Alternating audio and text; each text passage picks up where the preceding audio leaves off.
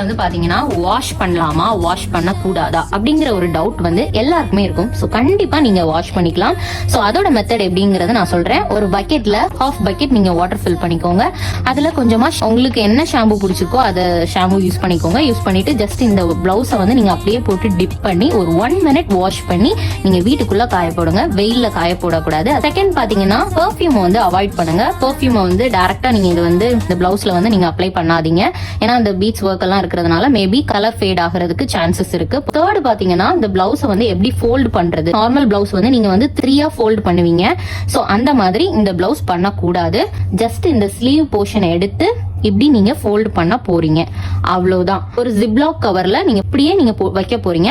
அப்படி இல்லைன்னா இந்த மாதிரி ஒரு பேக் எடுத்துக்கோங்க. அந்த பேக்ல நீங்க ஜஸ்ட் இப்படி நீங்க வைக்க போறீங்க.